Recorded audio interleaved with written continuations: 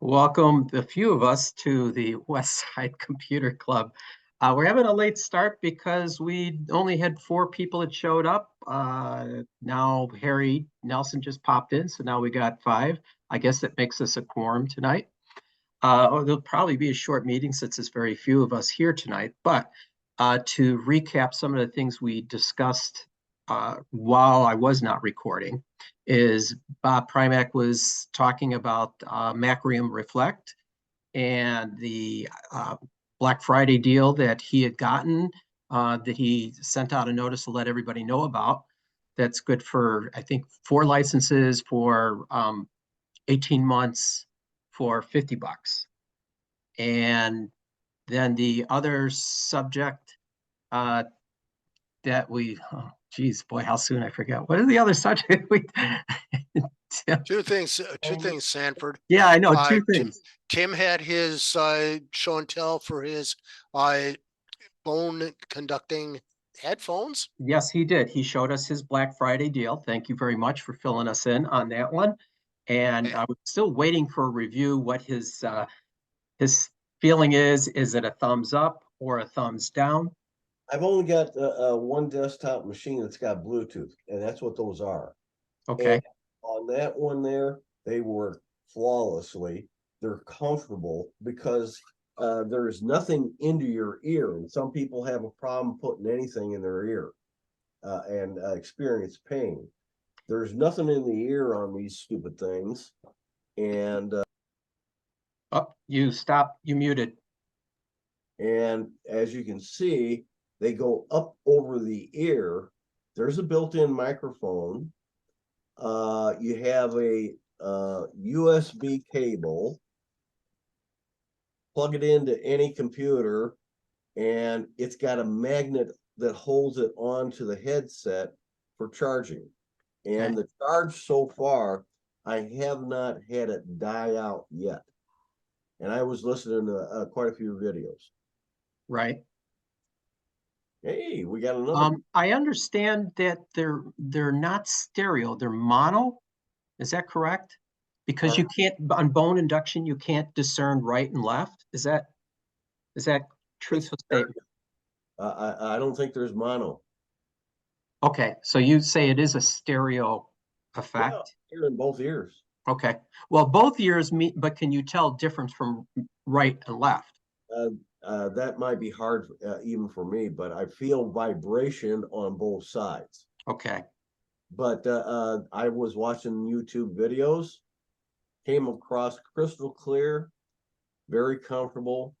I don't know how many I looked at, and I still had power before I hooked it back up and charged it again.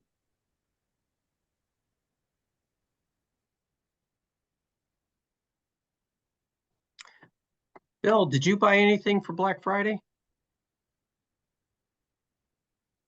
Or Harry? Or Rick? I was waiting, but my wife was on FaceTime with my grandchild, so I didn't want to blast everybody away with that. Okay.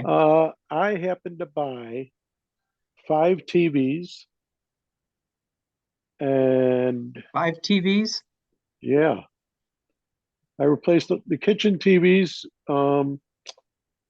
They had them at Amazon, $69 for 24-inch. Mm-hmm. 32-inch was $10 more. Damn. But for like in the kitchens, and these were Amazon Fire TVs, so they have built-in Amazon Fire and all the apps and everything. But our kitchens will only take the 24-inch or smaller. So I had older ones in there. I figured, what the heck, $69? Might as well, get them in there. 32-inch, I still have. I haven't figured out what to do with it. And I also bought a 44-inch for $100. All have Amazon built in. So I was pretty happy with that. I'm reading the articles on the Fire TVs. You're going to start getting inundated with banner ads. Well, that's, I mean, if you pay for, oh, you mean on just Amazon itself? For Amazon TVs, the Fire TVs, it Yeah, doesn't matter what you're looking at, supposedly you'll get these banner ads. yeah, I haven't heard anything about that. But I mean, it's just, I could, you know, an Amazon TV is basically you turn it on and you can go to any app or whatever. I use it for YouTube TV. Plus, I have IPTV in there, so I get TV from all over the world with that. So I don't worry about their ads, to be honest. Is it true that you can, when you start up one of these smart TVs, you do have an option to deny using their app, their software, and just make it a dumb TV, and then use your regular device, let's say your Roku or Apple TV or something like that. Yeah, yes, but you could still use your Roku. I mean, you could add, like, I've got one of the TVs in my bedroom. It's got Roku in it, plus the Amazon, and there's no problem with it. I could swap to either one. Well, I guess that the point would be is on if you didn't like the the snooping, the let's say like Google, who's accumulating all your data, or even Amazon, that's going to Right. be using it for shopping purposes or something like you. You object to that. You can. I'm just asking conceptually. Can you do this?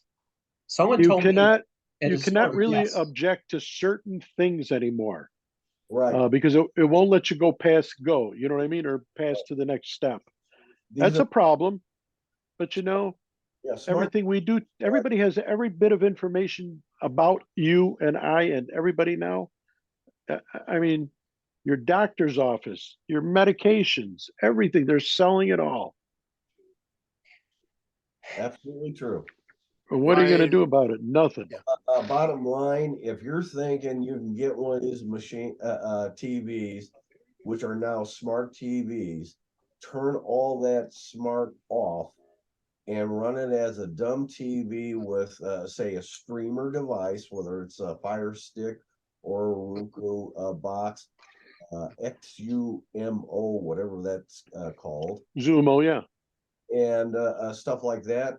You be able to use those devices, but you're not likely going to be able to shut off all the smarts, and they're going to know everything you're doing anyhow. Right. yeah, Unless, even if you use a VPN, it's hard to get past the VPNs today. You know, yeah. before I had Xfinity, so I wanted to get rid of Xfinity. So I had to put all the TVs with YouTube TV, and it was easier. Instead of going out and buying a Fire Stick for each one for $30, $69, I got a TV with the Fire Stick built in. Yeah. You know, and it's up to date. And it's got what is it? The audio, the whatever they call it now. You know, where it hooks up to your sound bar. Yeah. With one Yeah. of the HDMI ports. You couldn't It, beat it. in my case, the connection for sound is actually optical, and Yeah. mine is a smart TV, but it's a different type, and it has a different service. I have never activated that service, but I assume it snoops on me. And I use a TiVo Stream for my device, just simply because I like the selection of apps. And you can download just about anything that Android TV can use. It's basically Android TV under the hood. Correct. Now, is anybody familiar with RTOS? No. In other words, all my communications equipment that IoT is now, it runs on Linux, and these are basically radios with a cell phone with cellular built in. I run on Linux, but now I understand the new ones are being manufactured have RTOS in there, which is real-time operating system. I'm waiting for arrival of these units, so I mean, I've seen them in operation, but I want to, once I get them, I'll probably be able to decipher a little more.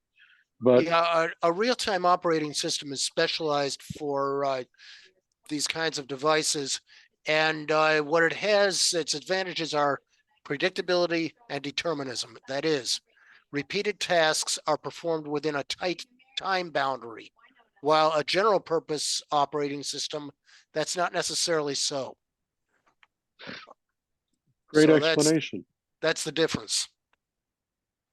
In other words, tasks are prioritized in a real-time operating system according to what has to come next. And you're not going to get the tasks split up and, happening at different times. But anyway, the main thing is it's continuity.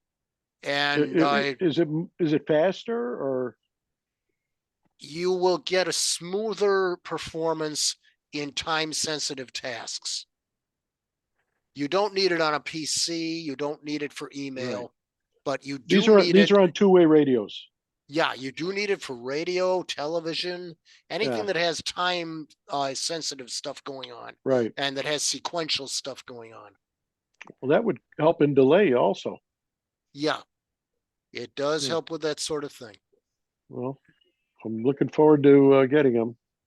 Yeah, but RTOS is just a different variety, a different way of implementing Linux. Gotcha. It's still So Linux. basically, it's still Linux. Yeah, it's still Linux under the hood. The kernel is Gotcha. still Linux, but the kernel has been modified in such a way that the part of the kernel that serves as a gatekeeper prioritizes tasks differently from a general purpose operating system. Like that. Much more Thank you. efficient. Much more efficient. That's a good thing.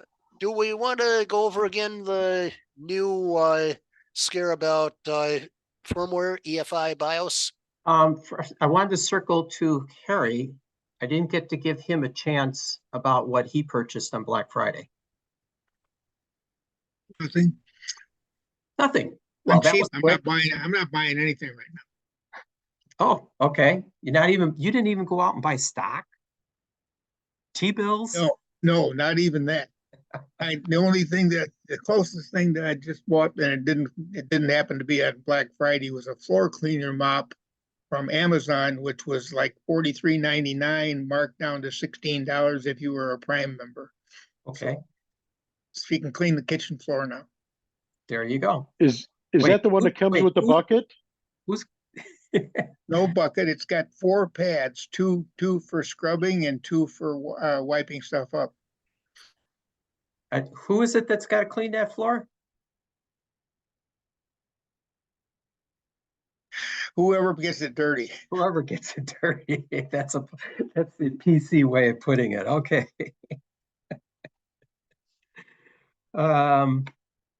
Okay. Now, Bob, you were commenting about the UEFI Bios hack. Yeah. Okay. The story is this. A Black Hat hacker conference has been held. And now that we've got our operating systems all hardened and our browsers all hardened and our software is good, now there's firmware that can be attacked.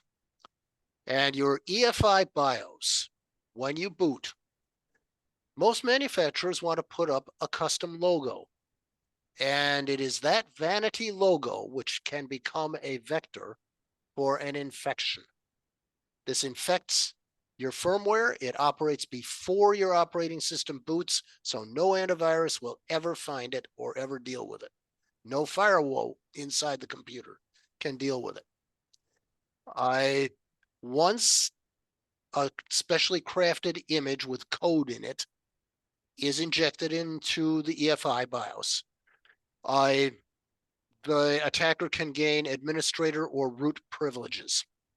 And that means they've got everything. It's the royal road. They are going under the radar of secure boot.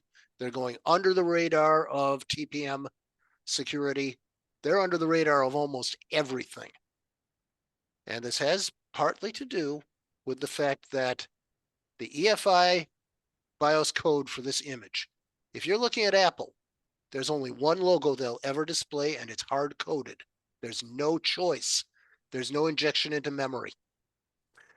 But with more general purpose computers, There is a choice, and it can be altered by a manufacturer. And there is little or no security that has yet been applied to keeping your memory contents from becoming contaminated through an image, through a specially crafted image, or some code that is injected at the same time. Every general purpose PC is vulnerable regardless of operating system. Apple locks it out because of their hardware and their ecosystem. They have vertical control. Chromebooks won't do it because of core boot, OS verification. But and your phone can't do it because it doesn't use EFI boot. So the problem now is that the manufacturers have to come up with BIOS updates, and it will limit the custom logos that can be displayed. So good luck convincing the manufacturers they want to do that. What if you turn off the feature of displaying to like bypass the logo? The problem is it's still variable code. It's not fixed code. So it's not, yeah, you can turn off that image, but the code that injects it into memory is still going to operate. Mm-hmm. It's just that it'll show a blank image. So is this is something that has been developed, but is not in widespread use? It's not in the wild yet, Okay. to anyone's knowledge. Okay. But it's a genuine threat, and it's a very serious one, and it would require just simply some reflashing of your BIOS. Now a BIOS does have a limited number of reflashes it can do, so you won't be able to clean this up, and then if you get reinfected, clean it up again and again. Eventually, this part of the EFI would wear out if you did that. Same problem with TPM security keys, by the way. If you plug in too many bootable USB devices, you're going to be rewriting that list of allowed devices over and over, and you're going to wear out the capacity for rewrites on that firmware. So anyway, the idea here is no, turning off the logo only means you won't see it. It doesn't mean the code isn't there. It doesn't mean it doesn't say inject this into memory pre-boot, so that the OS won't affect it, BitLocker won't affect it, nothing. They reported today on the news about QR codes, and that there's millions of QR codes that are coming out that are not QR codes. Yeah. They're infections. They're you They've scan the QR code, and the next thing you know, they got control of your computer. Right, and that's been around for a couple of years. It's just going to be escalated dramatically. Right. I think it started escalating now because it was on the evening news tonight. I saw that. But and it is true. I mean, I use QR codes all the time, for sales, and just I used QR codes in tiny URLs for people to pay. But they say if you know the person, you're probably not getting a bum QR code. But Yeah. it's just when you get the email, scan this code, and people do it. Yep. Yeah, Well, QR code can also take you to a nefarious website that will inject the software into you. So that's usually what it is that the QR code is not necessarily an intelligent relay. It's just textual information or a URL that it's sending you to, because it doesn't contain enough data in that little box to do anything. Younger generations don't believe in any of the security stuff, and bad people have QR labels printed up for their nefarious purposes, and they go to various businesses in the area slapping their QR coded label over a real one, and everybody keeps going to this bad site and getting infected and information stolen. Another hack that I heard just today is about that's afflicting the aviation community is there's been a hack on the GPS software that's being used in airplanes. And that it's and some boats are using the same thing. It's they're actually diverting you into the wrong direction for something. They'll take you. You won't necessarily get to your destination. You might be 100 miles off or something like that. For whatever reason, there's more on the line. You could read about it, but it's mainly affecting the aviation community. Well, there's I had some GPSs last year that were actually the guys are in, say, New York, and it's showing them in China, or it's showing, in different places. And the problem there was the clock in the software was 24 hours off. Ah, well, and the other is Iran recently broke into a water department and hacked it, which opens Pandora's box to our water infrastructure. Who knows when they'll attack the power infrastructure? that's a known problem that's been for a number of years about the Siemens controllers that are used uh, in the world for running those kind of devices, that is the pumps and stuff like that. Remember that U.S. hacked the Iran Siemens controllers that were running their centrifuges to make them shake apart, essentially run faster, and that was way back, a while ago. So this is not necessarily new, but it sounds like it's actually happened again, because I believe this has happened before, that Yep. some of these controllers have been hacked. And it is a known problem in our infrastructure that these things are hackable. It's been known for at least 2 or more decades, and nobody seems to think, oh, it'll never happen. Well, I would say that they don't necessarily think that it'll never happen.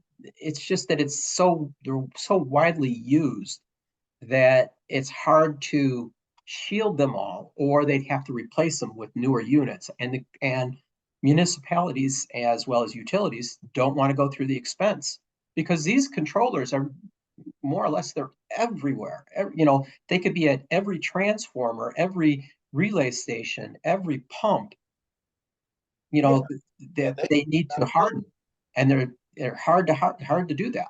They could be out of business in a short time, and they might also end up either in jail or something worse.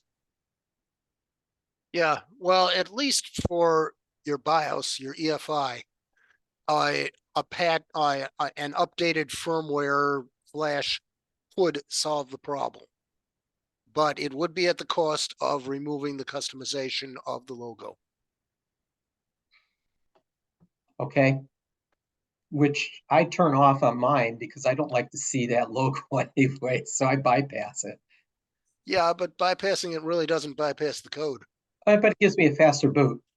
Yeah, on some machines, yes. On others, no. Mine, it wouldn't make any difference because they're pretty fast machines.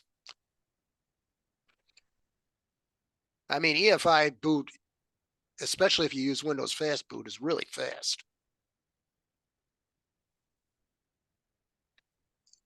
Okay, well, I think we've covered all the things that are scaring the heck out of us, the bejesus, and that we've covered like four items that have been hacked already, and that we all have to worry about. Like, we need more to worry about.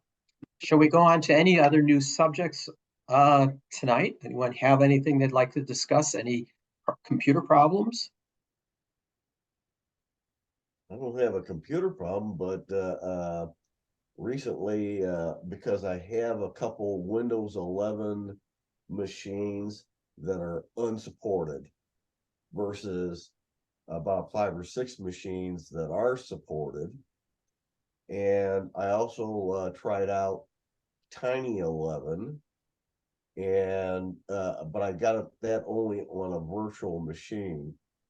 Some people say there's some bugs, but I haven't run into it yet. But in the past, to upgrade like 21H2 to 22H2 required a lot of changes, especially in the registry. And most people aren't going to touch it because they know it's a kiss of death if they make a mistake. So yeah, I'm not concerned about that as long as the instructions are good. I would try it, but I never got around to it. I haven't got enough time.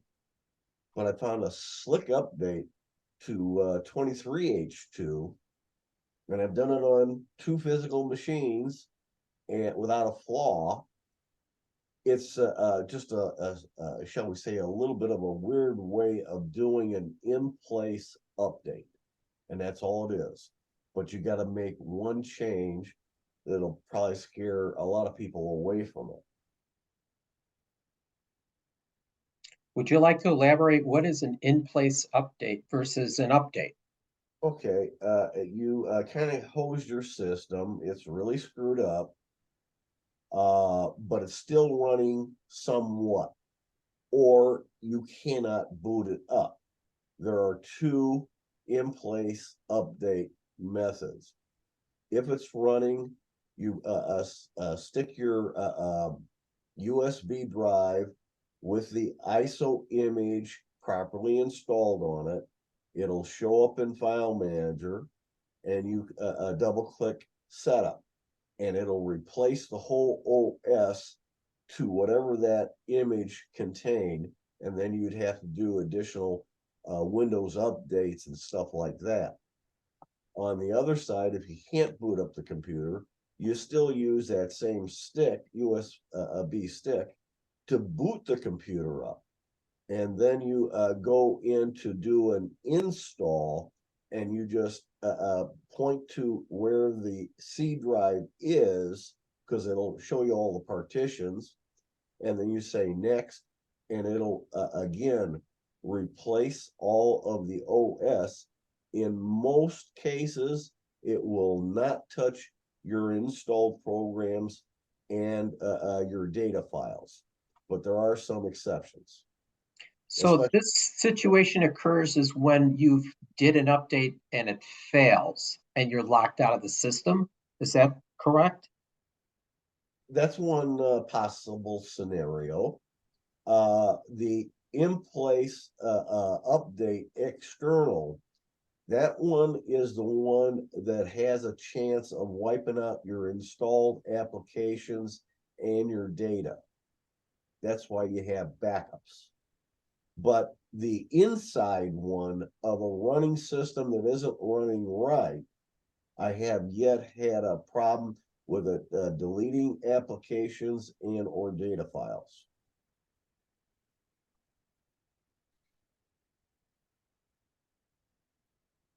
Rick, are you running any Windows 11 machines? No? No, sure. No, At least just he's 10. not hallucinating. That's Harry, fine. Because how about you? all I really use them for is programming and shipping. Okay. So I really don't need anything elaborate. There is a petition going around to try and get Microsoft to extend the life of 10. Don't know what will come of it, if anything. Microsoft has already announced that they may be doing ESR updates for Windows 10. Then that's just recently. Yep. See, I think Yeah, there was a blurb today that I saw about that extension too, and said it would be a payable extension like they've used on the previous ones. On 7, yeah. you said that was ESR. I believe it's called ESR.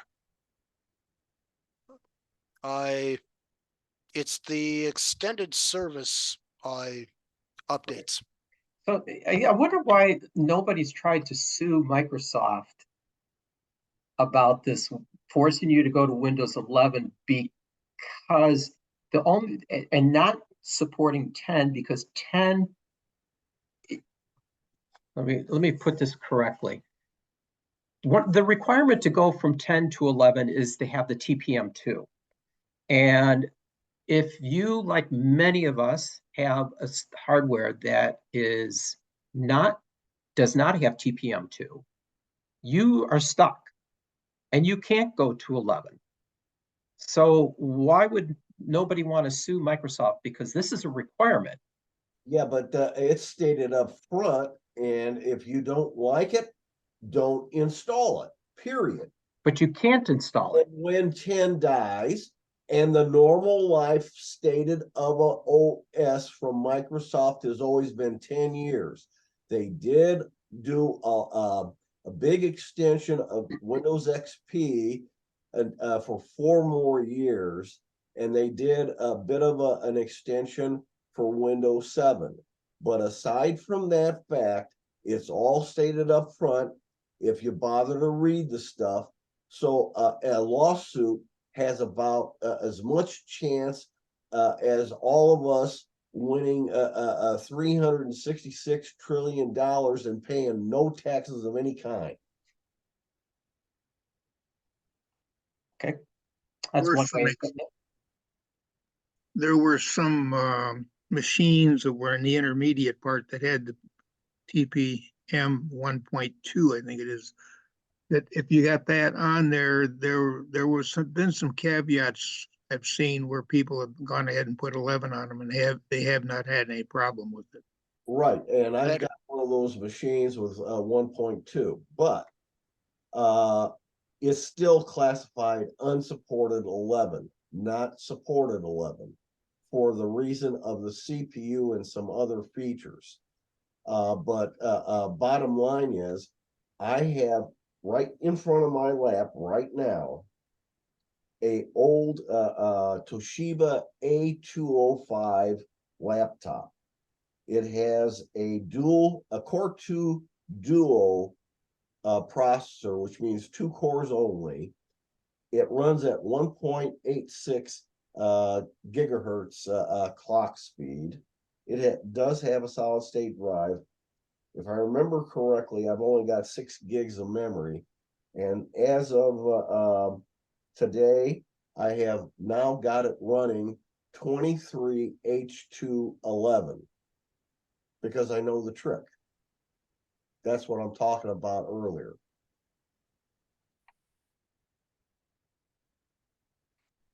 Yeah. Meanwhile, the Microsoft Store has been installing HP Smart software onto everybody's PC, whether you have an HP printer or not. Oh, Don't have an HP printer, just uninstall that piece of crap. I noticed that when Tiny 11 takes out a lot of the bloatware of Windows 11, but it also takes out all browsers. There is no browser, okay? So when you get it and you install it, one of the first things you have to do is go to the Windows Store. You have to go to the library function, check for updates. I had about 20 plus updates to come in that are applications that are in Tiny 11. And I got the smart update. I just uninstalled it once I learned about it. And that was that. Yeah, it just showed up as a curiosity item. It's not damaging people in any way, but it's a real surprise to some people. And what happens is it takes over your printing and becomes your default. When you go to print something, all of a sudden this app pops up and it's HP, and you're like, what? So if you're not expecting it, it's kind of a surprise.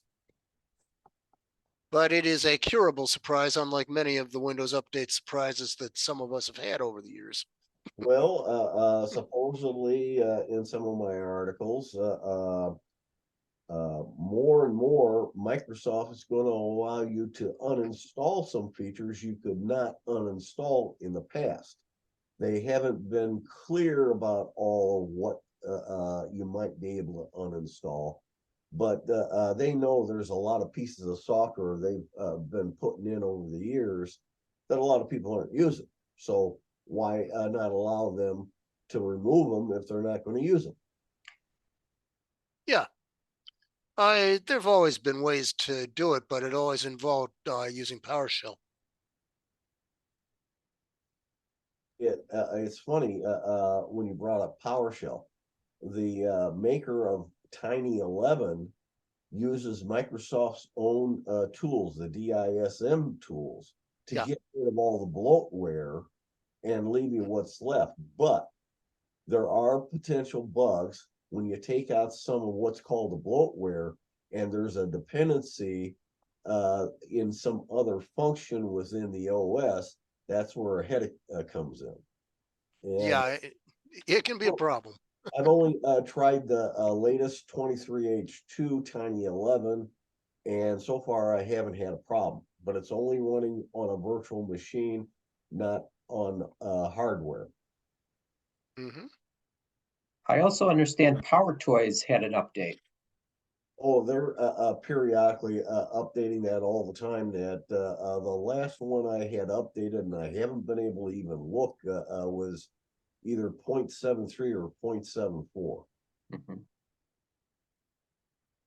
I'll probably get wind of that pretty soon if I haven't already got it.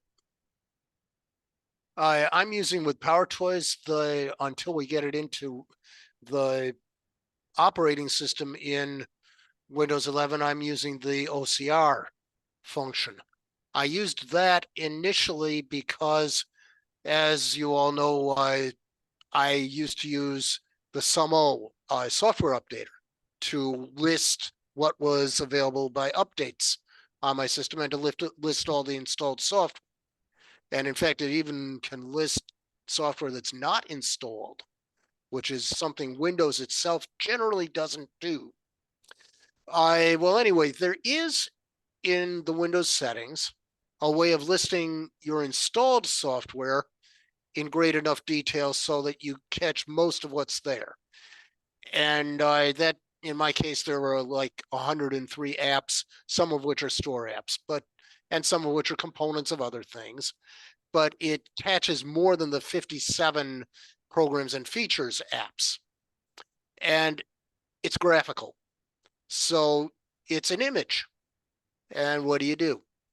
Well, PowerToys allows you to capture the image using your snipping tool. And then from that, it can just read it. As a matter of fact, it doesn't even need the snipping tool. It has a keyboard shortcut that is, I think, Windows T once you install the PowerToys. And it will read fairly accurately what is in that image, as long as it's a reasonably standard font. Well, I used to use it when it was like 0.4 and it was lousy, but they dramatically improved it. I just use it today, and it's the Windows key, Shift key, T key Yeah. to activate that function.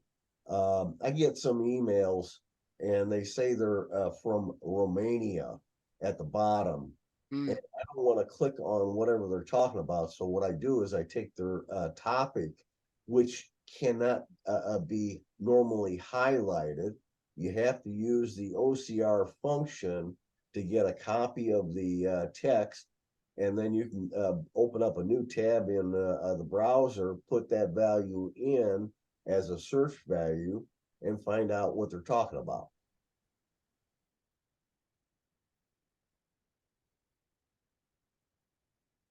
The other thing that PowerShell comes to mind is Microsoft is killing off some of the troubleshooters and the framework that supports them. So unless some third-party tools come out that automate the process and give you a nice graphical interface, for the time being, there are PowerShell ways of doing some of the troubleshooting, including hiding an update that's been troublesome. I have had driver updates that keep trying to downgrade my drivers, and hiding it using PowerShell works just as well as the troubleshooter. It's just the troubleshooter had a nice graphical interface. Yeah, but the problem there is that leads into your knowledge and experience in Linux, like mine. But most Windows users don't want to touch the command line even if it means total unused computer system, and they just stop doing anything with a computer thereafter. Yeah, this is, I'm not saying this is a permanent solution. I'm saying this bridges until the third-party software writers catch up, which they obviously will eventually. They'll probably some of the people from the Linux world will figure out the tools. Then some other one will figure out a GUI wrapper. That's what it's called, and it'll run the equivalent of the command line that the Linux people created, and then you get a graphical interface for the Windows users to use. Now, how do you like that one for cross-platform? Yeah, this would probably originate actually with Windows developers who generally work with Windows, but almost all developers who work with Windows also know a thing or two about Linux. So yeah, it's a similar process, Tim. It's just it's done the Windows way. And so like I say, I've had to learn a thing or two about PowerShell and how to make it do this hiding of updates. I had to install a couple or three little PowerShell features, and then it works. I mean, you're not supposed to be able to hide updates in Windows 11, but it can be done if you have to. Actually, the funny thing is, there's a fair number of driver updates that I've gotten through Windows, and it hasn't yet caused me a problem on those, because usually Microsoft vets them well enough to reduce the problem. The problem is they're not more up to date than drivers from the originating source of the driver. These are kind of generic drivers that Windows will give you. And anybody who's been in 11, you go into the settings, you go down to Windows Update, and as after you've done the check for updates and it starts downloading stuff to install, you go down the page a bit to advanced options, click that, go down the second page to advanced options again. If it says 0, you got no additional updates. If it shows a number, there are two possibilities. One is one or more driver updates, and the other is a preview. Now, some people, when they get updates, all of a sudden they have problems with their system. The preview is really beta release that may contain some fixes for those problems. But otherwise, if you don't take the beta update, the next Windows update will have all the code ironed out in that beta preview. Well, there are those of us who would say that the actual updates you get every month are beta, and that what you get in the preview is actually alpha.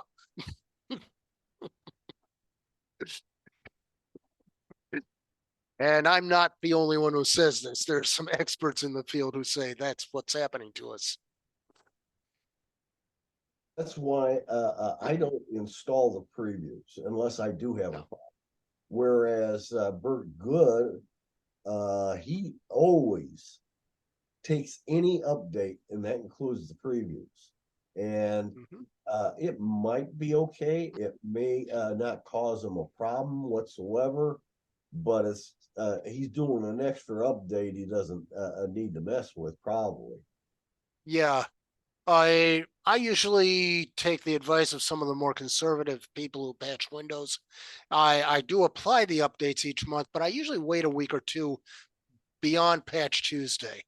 And I do that simply by going into the interface and telling the updater pause updates for anywhere from 2 to 4 weeks from the Usually, last time I updated. Usually, only a few machines that I have on all the time get the update almost as soon as it's available. But generally, for other people I help, I tell them to wait several days. Yeah, and by the way, pause updates. I don't know if the home edition has that.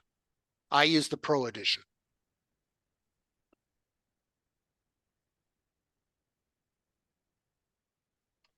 Okay. We're rolling here. We're rolling through a lot of good subjects tonight. We've covered quite a few things. What else do we have to go over? Any other issues? If you bought a new PC, what changes would you make to it, Bob? My general rule of thumb is simplify, simplify, simplify. If there are features I know I'm not going to use, I will turn them off until such time as I might decide in the future, okay, maybe this might be useful. Case in point, the upcoming Windows CoPilot AI. And also the related Windows news and weather and whatnot that show up on your taskbar right next door to search. These are things which can be switched off using operating system tools. They'll be available if I ever want them again. But meanwhile, I don't have to be bothered by any pop-ups or things like that. I kill off any notifications you don't need. Excuse me, things of that nature. Simplify the operating system. I've learned to do the same sort of thing with Linux. If the distribution that I install has pre-installed software, very often I'll go in and take out a few things that I know I'm not going to use. This lightens the load on your processors. It makes sure that everything will run more smoothly, I think. Okay, the other thing I might do is I might customize a little bit. All I really customize are the visual things, eye candy, like the desktop background, stuff like that. Always got to put in a good desktop background. Yeah. And then put in the basic utilities first, or the basic programs that I'll use. Since I don't have an Office suite from Microsoft, no subscription, I will put in LibreOffice. Then I will put in my cleanup utilities and my backup utility. And beyond that, I'll put in an alternate browser because I prefer Chrome over Edge. But some people like Firefox, which these days is becoming more and more popular for various reasons. And the other thing I would do with setting up a new PC, I update the BIOS and the drivers if there are any updates available. Usually in a new PC there are. Then I can go a long time without having to do anything messing with the BIOS, anything messing with the drivers. And I know I've got everything working the way it is designed to work. So what else do I do? I just simply test if it's a new operating system, I test to make sure that its main features work as advertised. If it's Windows, I will run Windows Update. That's the one time I will run Windows Update without delay when the computer or the Windows is new. Beyond that, that's pretty much what I do. There are some basic pieces of software I put in. Let me minimize Zoom so I can read my desktop.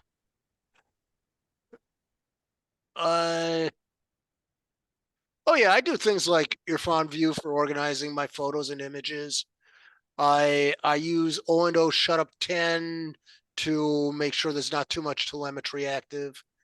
That's a one-stop shop that I like. Wait, you call that Windows Shutup 10? ONO Shutup 10. ONO is the company. They're in Germany, and they have developed an all-in-one tool for controlling these settings that are scattered all over Windows for privacy. Now you said that's Shutup 10. What about on an 11? Well, they call it Shutup 10 because that's their branding, and that's when they originally did it. But they've got a Windows 11 version. Okay. It is Windows 11. It is the Windows 11 version now. I think it's 1.0.2 or something. But anyway, they've got a new version. Okay. What else do I do other than Macrium Reflect and partitioning and disk management tools, the GIMP, because that's one of the drawing or painting programs. I also do paint.net in case I don't want to be as elaborate as the GIMP. What else do I do? I have things for monitoring who's on my network and who's in the immediate vicinity. VLC Media Player, because I don't like the Microsoft Windows Media Player. I don't even know if they still have Windows Media Player. That's the main gist of what I do. I used to pin WordPad to the taskbar, but WordPad is going away. So now I just pin LibreOffice Writer or Notepad++, which is a nice program. It just allows you to do more things like RTF and images, which you can't do in Notepad. If Notepad starts to go away, then I'll probably use Notepad++. Why is Notepad going? Well, they don't want you to use it anymore. Nobody uses it. They're trying to slim it down. It's WordPad that they're getting rid of. They, I guess they considered it to be redundant. I mean, they obviously want you to use Microsoft Office 365 and give them a subscription fee, which is not unreasonable from their point of view, but I just choose not to do that. I use the open source software. Isn't it like $100 a year? I have no idea. I've never subscribed. Okay. Do you take your driver downloads from Microsoft, or do you have that feature shut off so that you go to the manufacturers and get them? Well, this is where I ran into the problem where I had to block some updates, Harry. I was taking Windows updates on my tower PC because the Micro Center had rebranded it, and they recommended using Windows as your driver source. Then I researched the motherboard. It turns out it's an Asus motherboard. So I went to Asus and got a BIOS update.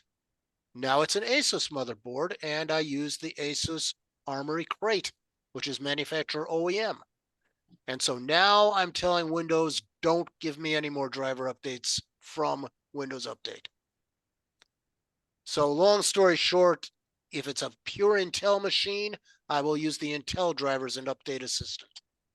If it is Asus, I'll use Asus. If it were Dell, I would use the Dell Updater. OEM drivers are vastly preferable to Windows generic drivers in almost every case, except if you've got a printer where you just can't get anything that works that isn't a Windows driver. Clear enough? Clear enough. Anyone else want to reflect on things that they do on a new PC? Tim is offline. I wish he would chime in on that. He'd probably give us a long list.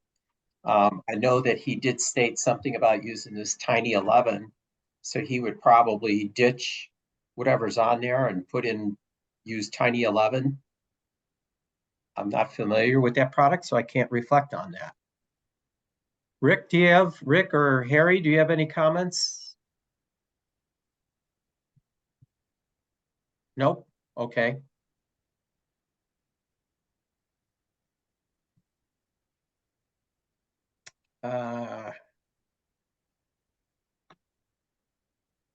Well, that's kind of the topics I kind of wanted to cover for tonight. Well, we can still go into the more FYIs and yes. find out what's been Tim in is there. back. Good. Tim, when you're ready. The question was posed, what would you do on a new PC, Windows 11 PC, what would be the things you would do besides doing an update? Crash it. Trash? Yeah. Well, the way some people are, that's probably what they'll do because they'll get frustrated. But generally, you have to understand when you get a brand new Windows machine, whatever name you stick in, they want to attach you to a Microsoft account and track everything you do. There is a way of getting around that little problem, setting up a standard account. And it's local count. And you make that the administrator, because the very first account you create is always the administrator. Then you, in the settings under accounts, under other users, you add an additional account, say by your name, and you make that a, if you want to take advantage of OneCloud, then you want to make it attached to a Microsoft account rather than a local account. Also, if you want to take advantage of CoPilot that's in 11, you got to have a Microsoft attached account. So only my standard account is a Microsoft account. All the administrator accounts are local accounts only. If you already set up the machine, you probably put your name in and it made you an administrator right off the bat. What you have to do then is you have to say, go into settings, accounts, other users, set up a new account. I usually call it like master or administrator. I don't care which. And then I change its type to administrator. Then I restart the computer. I log in to that account and whatever password I set up for it, and it's not attached to a Microsoft account, then I can go into settings, accounts, go to my name account, and change it from an administrator to a non-administrator or standard account. That's the second way of doing it. It's the roundabout way, but the way most people are, they get the new computer, they start running it, setting it up, not knowing what they're doing. And what they are doing in most cases, they are running their system on an administrator's account attached to Microsoft. And if anything bad can happen, it likely will, because as the administrator running your day-to-day activities means that you end up having your system wide open to any malware or hacker, and they can take absolute control of your computer. Okay. So what else would you do? After you, I go to a lot of settings. It used to be there under the privacy, almost, I'll say 97% of privacy. I go category by category. The bad part is, as you go down the list, you make a change, it goes back to the top, and you got to go all the way back down to the next one after the last one you changed. I turn almost all that off. That does not stop background tasks like it did in 10 and 8.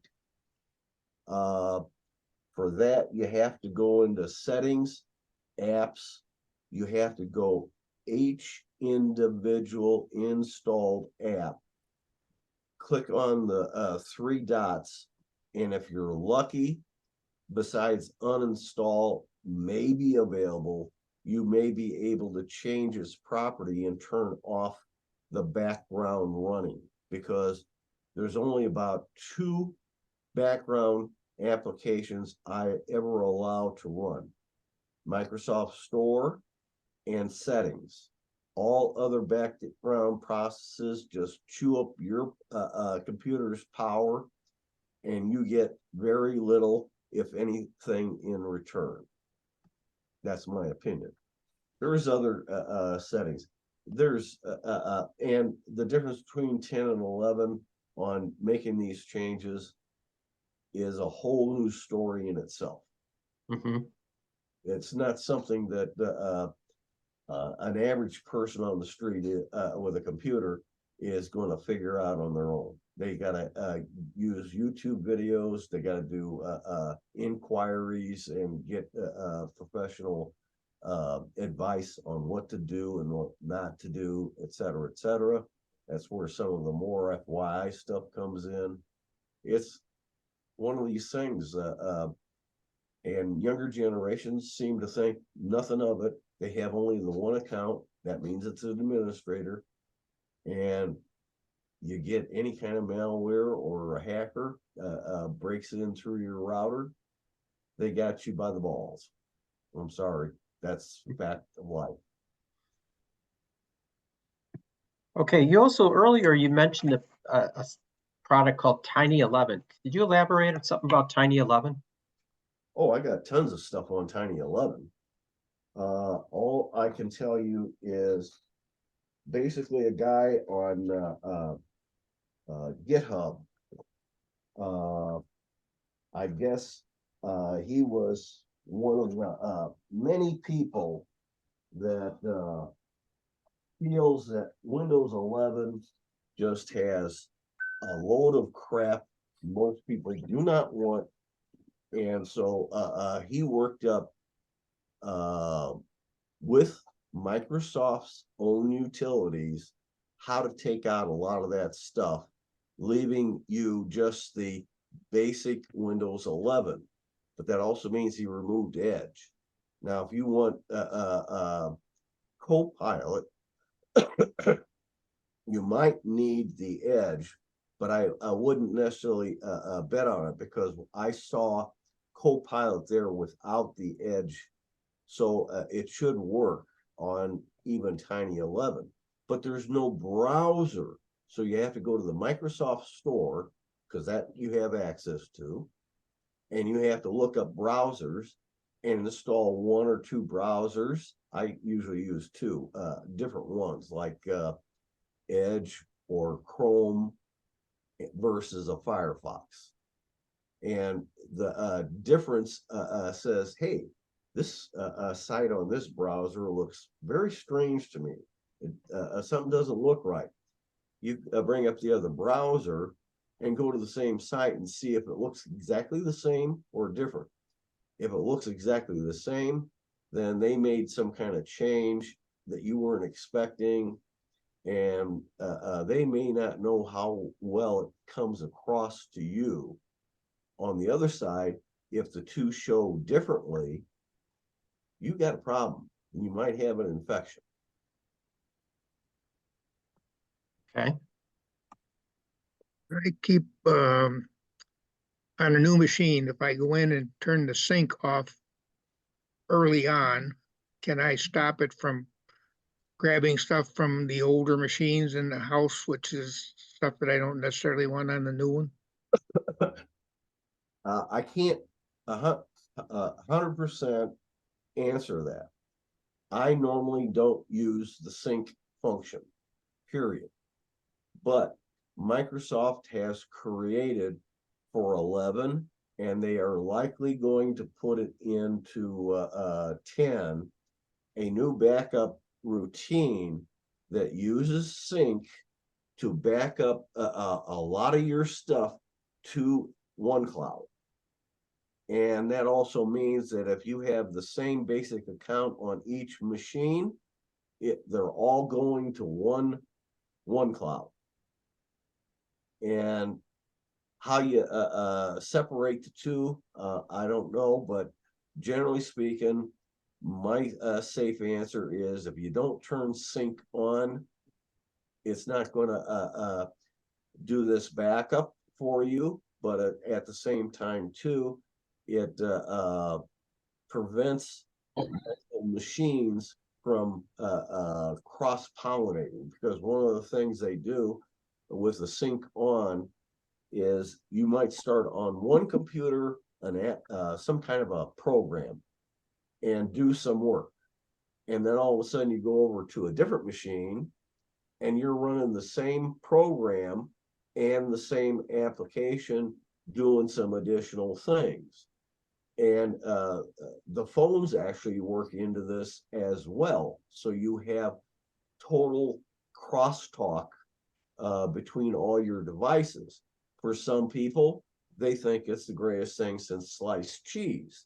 For other people, yeah, you have machines, you don't want to do that. But if those older machines aren't syncing, I don't think our sync on a new machine can read what's out there. But I can't guarantee that. Is putting each machine in a separate work group, will that help resolve some of that problem too? Unknown, because not too many people use work groups. Not a joke. And I'm surprised the work group still exists, to be honest. So I'm not sure that different work groups would prevent it. They're trying to make, figuratively speaking, from your devices, whether they're smartphones, tablets, laptops, desktops of any size, a mesh network of computers, similar in concept to a mesh network with your routers, so that you can go any part of your house and have internet connectivity. Well, in this case here, you can, like I say, you start on one computer and you might use another computer or even a third computer. You use whatever computer you want at any given time to work on the same job. Why? Because the syncing function puts it up into the cloud. And anything you want private in the one cloud, you have a vault. You can put stuff into it. It's encrypted as long as you got a good password on it. It may be very difficult for hackers to break into and find out the private information. Other than that, you have to use something akin to Veracrypt.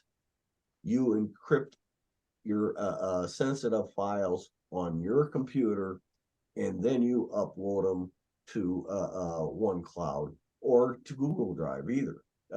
It won't matter that much which you use, but Microsoft wants you to use OneCloud, of course, but the concept works with Google Drive as well. Harry, you mentioned work groups. You want to elaborate why you would want to use work groups? They just kind of became part of the default setup, it seems like, on my older machines. They end up, I think at one time, it's been quite a while ago, I set up different ones on different work groups, and then kind of along the way in updates and one thing or another, I was just going through noticing the other day that now they all seem to be in the work group. Right, and workgroups was like a way of networking, again, kind of like a mesh network.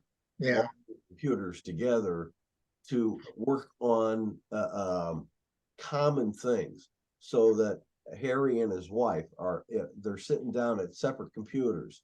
They could co-collaborate on a document through the work groups, much like putting it up to one cloud and being able to do the same thing, even if they're not home. They can use it on do the same work on somebody else's computer anywhere in the world that's got internet connectivity.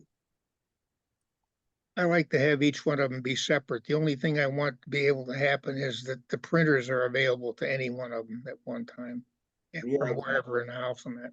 The best thing to do there is you set up your printers as network printers with a fixed address, an IP address. And that way, any machine, any printer machine on any computer that knows that printer and its address can talk to that printer and print out whatever you want. I have 5 laser jets. All 5 have a separate static address, and all my computers know each of the printers and the address, of course, of the static address. And the reason for the static address is that especially some people go away for more than a week. They come back, they want to do a print job, and because they had the original dynamic IP address, it lost its lease. If you're lucky, it'll still print because it's got the same address. But when a lease is up on an IP address, anything goes. You can get a completely new address and you're wondering why you can't print. Well, the printer's address is no longer known to your computers. Mm-hmm. That's why printers in particular must be set up with static addresses. It's like the house address you have on your home. It's static. It stays the same no matter what, unless your house burns down and they bulldoze what's left. The address stays anyway. Okay, Has Microsoft has HP solved the problem with radio, the radio channel, or that is the radio frequency that you're on? That is to say, if you're on a 5 gigahertz running Windows 11, if you I gotta rephrase this. On Windows 10, if you're on 5 gigahertz and you go to print to your HP printer, you got to be on the 2.4 for it to work. Is that problem solved in Windows 11?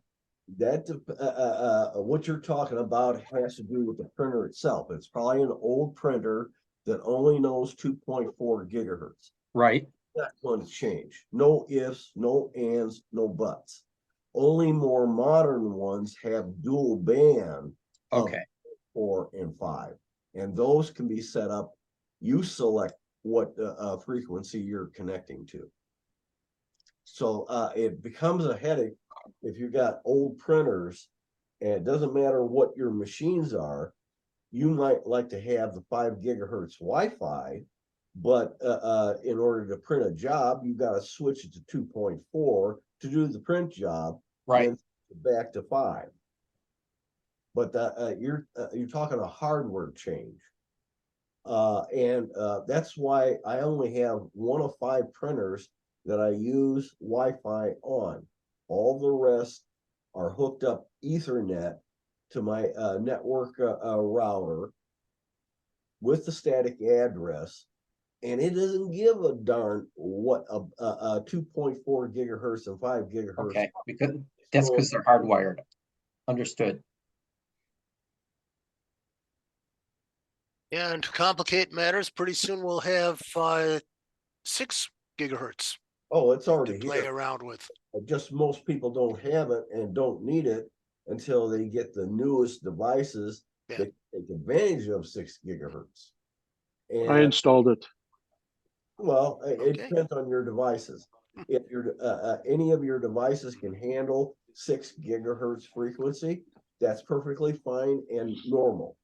Most people are not that up to date on their hardware, so the end result is 6 gigahertz means nothing to them, and it won't be much longer. And version 7 of Wi-Fi will be out.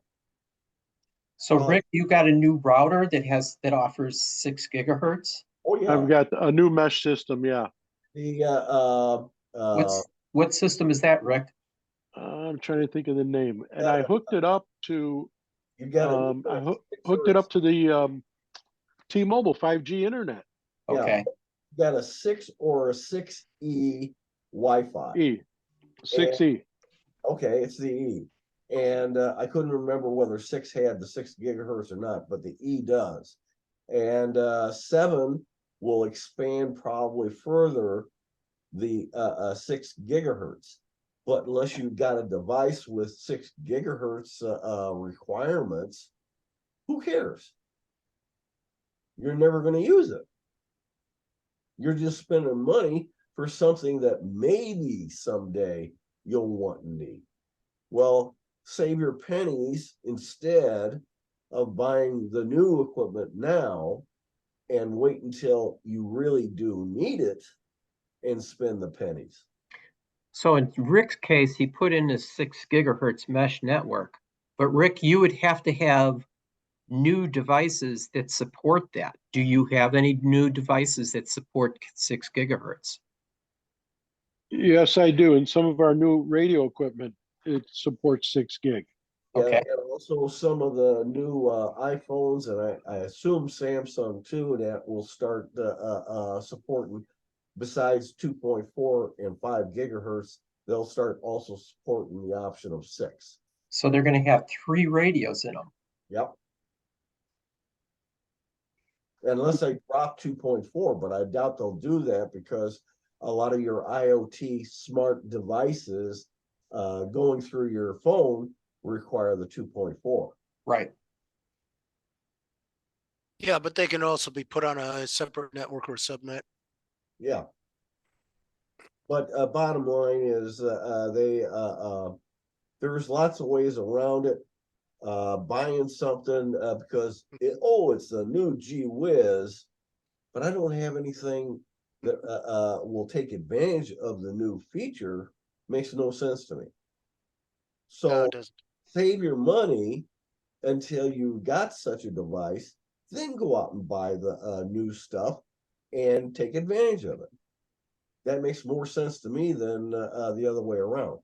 And it sounds like Rick had the need, therefore go ahead. It makes perfect sense for him to have the newer 6E, and probably next year or so, Wi-Fi 7 will come out.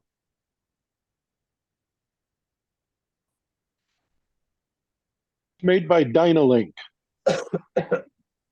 It's the Dyna Link AXE 10200 tri-band Wi-Fi 6E whole home mesh system. And I'm happier than happy with it.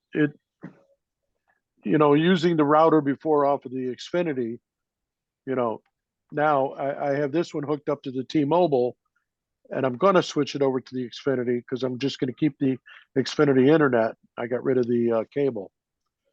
And this thing is, it's just flawless. It's awesome. Very fast, and it's always awake. Well, it also depends on the layout of your house, especially a ranch style house or very tall, like 2 to 3 story house or more, requires the mesh network in order to be able to get your internet anywhere in the house. But I would reflect that Rick has a horribly designed house for Wi-Fi. Having been in it, it's cement, it is concrete, it is brick. Everything in the world that will interfere with Wi-Fi, you got it, Rick. Well, there's no drywall in this house. It's all cement walls. It's all cement walls. It is a tank. too, or mesh metal. But see, the thing is, the other trick to Wi-Fi, always put your Wi-Fi in the highest part of your house. Yes. Because it works like an umbrella on the radio waves to go down to the lower levels, like your basement. Those people that have their internet equipment coming into their basement, they're trying to push their signal all the way up to their master bedroom, wherever that is. Right. And in some houses, that's a long way off, and the only way they can do it is either a mesh network or maybe one or two repeaters in the house. Hardwire. So Rick, how many mesh nodes did they give you? I bought the dual system, so it comes with one, and then I guess it's a repeater or It's you know, an like a access point. transmitter. Right. And I have that set up with my big TV, and I'm actually running out of that a Cat 5 or Cat 6 or whatever into the TV. So that's not running Wi-Fi, that's running straight through the mesh system. And I mean, like I said, it's just flawless. It's better than anything I've ever had. I mean, all these little So adapters that and makes everything it I've all been down buying, to the basement, that signal? and all the way outside, where all the Ring cameras are and stuff like that. Okay. Yeah. Now, when you start getting in the high quality Wi-Fi 5 and 6 and the 6E, you start getting much better quality than what we're used to in the past. But But 5 and 6 don't go through walls as well as 2.4. agreed. But it depends on the composition of the walls and how many you got to go through. And with a mesh network, normally speaking, you have at least 4 devices you spread through your house, and they talk to each other to give you your internet connectivity. Unlike a router and say one repeater, that's different. And therefore you could still have blank areas unless you have multiple repeaters. And so there you're kind of making a homemade mesh network with repeaters. You're better off generally getting an official mesh network for your house if that's what it needs. Mine doesn't need that, but mine's a smaller house, probably similar to Harry Nelson's, only his is like a neighbor's house across the street from me that is at least 2-story. Mine's a story and a half, I'll call You know, there's one person I didn't get to ask if they bought anything on Black Friday. Terry Moy.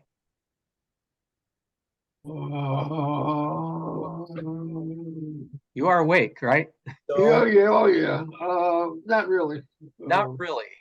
Okay. No, I got sick grandkids, so I'm yeah, you know, So bad Thanksgiving. you bought medication and Oh yeah, doctor's trips and yeah, doctors, yeah, doctors, yeah. Oh, boy. okay. All right. So that answers that question about did Terry Moy go out shopping on Black Friday? Did Terry Moy's wife, who just walked into the room, did Well, you what did buy we buy for anything? Black Friday? What'd you buy on Black Friday? Anything? black dress. We did not buy nothing. Okay. Well, now we know. I said we got sick grandchildren, so we're yeah. And We're did kind you of yeah, stay at did you home. put those sick grandchildren in the hot tub? He even didn't know in the hot tub. No, She was so sick. well, they gotta drive over to the hot tub. That's the problem. Okay, well, we covered that subject pretty quick.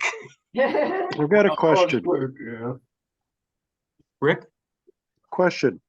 I'm just looking at the specs on this router, and it says there's a dedicated IoT Wi-Fi connection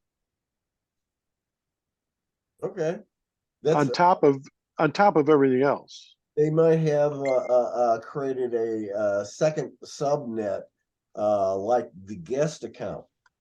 Guest account you might set up for when you have relatives and friends over so they can have the internet but not be in your network. Which is also the way Gotcha. to do, I would do IoTs on a guest network. Yeah. Account. Yeah, this is a 6 gig 6E tri-band system. So it's got 2.4, it's got 5, and it's got 6 and 6E. Um, it'll support 10 streaming speeds up to 10.2 gigabytes, up to 6,000 square feet with 200 devices, gigabyte ports, and 2 routers. Yeah, well, that's good as long as your neighbors don't start getting it, and some of them are gamers because they can now join channels to make a wide avenue for their Yeah. stuff and knock you out. Rick, does that new Wi-Fi extend into Josephine's side or no? Yeah, it's covering the whole house. That's why, because like I said, everything got rid of Xfinity, so every TV now is using Wi-Fi, or like my big TV is connected with a Cat5, but everything is running the Wi-Fi and seems to be seamless. And we've had plenty of them on, 5 TVs at a time on, and no problem. Now, mind you, Tim, Rick's house is 6,000 square feet. A little bit more than that. Okay. I just pulled that out of the air. I don't remember how many square feet your house is, but I know it's large. Well, that's where those real large houses, that's where you usually have to have mesh networks the most, because it's otherwise like being in a foreign country. You go from one room to the next room, a foreign country, and suddenly you're cut off, and you got no connectivity. And the only way around it again is the old-fashioned way with repeaters, or you should consider modern mesh networks, depending on the layout of your house and what you're trying to connect up. What actually happened was they're building a new house across the street, and they cut our cable because the box is across the street. And I was without cable for almost 10 days, internet, everything. I had the T-Mobile 5G system, and that alone, I moved it to a higher location, and I was able to actually get everything working in this house, no problem, with the YouTube TV and stuff like that, and even go to the Xfinity app and use it, online, no problem at all. And then that's when I decided, I really need to read up on this. So there was somebody who had an article about this mesh system, and he also was using it with the T-Mobile 5G home internet. And he said the speeds and everything, he showed all the tests were just phenomenal. I said, what the heck? Another $200. What's that? You know what I mean? What was the name of that system again? It's made by Dyna Link. And it's hold on, I gotta put my glasses on. Now, the other thing is we have another member that's using the T-Mobile 5 gig stuff, but it's where he is in his condo building versus where the nearest tower is. And so he doesn't always get real good, clear signals. Well, Yeah, he could move it. They tell you to move it to where you can get the most signal. Plus, there are ways to put external antennas on these. Well, and that's what really got me going in the beginning. Well, for him, he would have to put his device in the neighbor across the hallway who would be able to get direct access to that tower, and a external antenna may not be feasible on the building he's in. right. In other words, like his apartment or whatever faces east, and the tower is on the west side. Right. And the building blocks the reception to get to him. Right. So that's the situation. I'm surprised that T-Mobile gave it to him with that issue.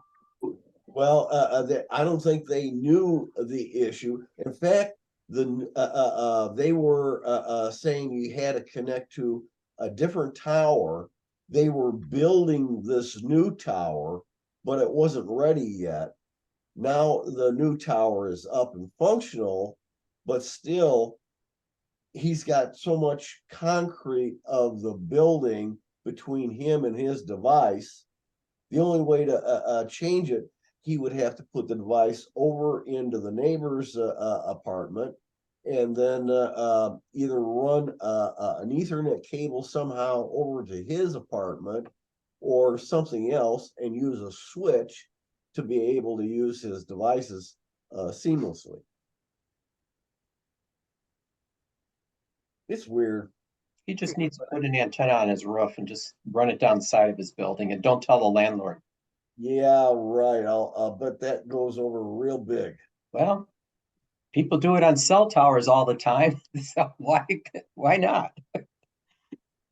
Well, there are some services that use a common mast for the entire building. And I don't know. See, he went that route because he had a 2.4 gigahertz phone. Okay, and Yep. he used a phone to tether his computers to the internet.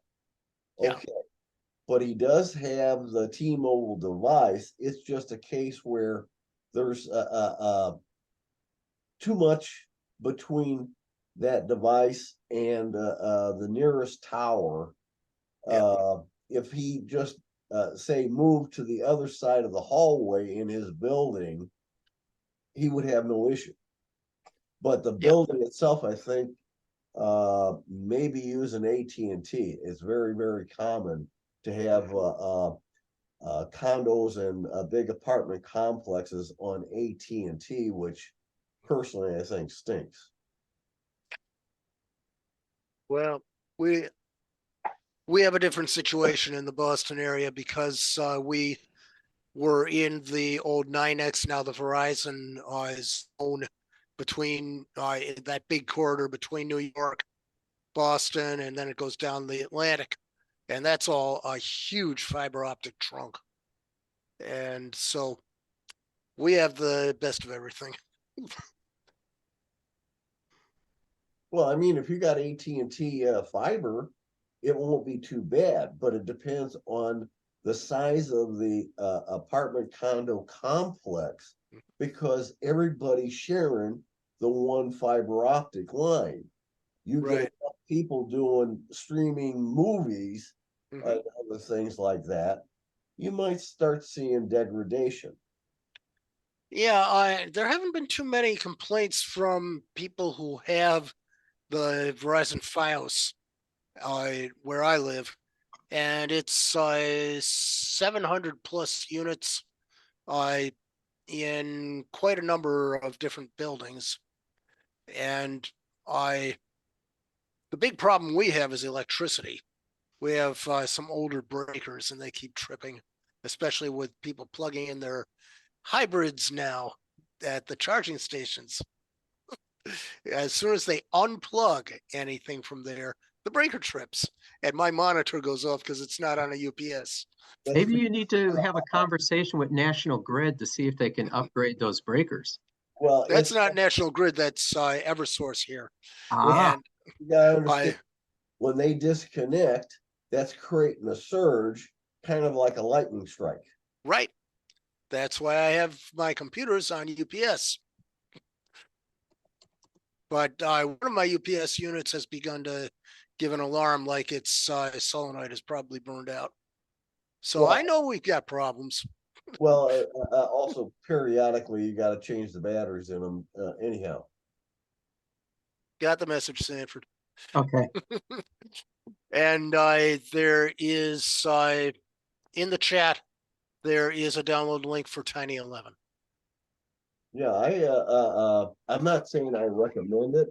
It's a little cutting edge, but it's keeps improving over the 22H2 by quite a bit. Personally, on two machines here, an ancient laptop and a desktop that's got a Core 2 quad processor running at, like, I think 2.8 gigahertz, 16 gigs of memory, works just fine with unsupported regular 11.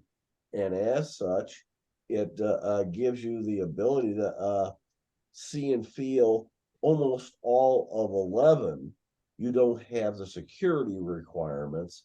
So you got to do your own security, just like all prior versions of Windows. If you neglect security, don't expect bad things to avoid you just because you're unprotected.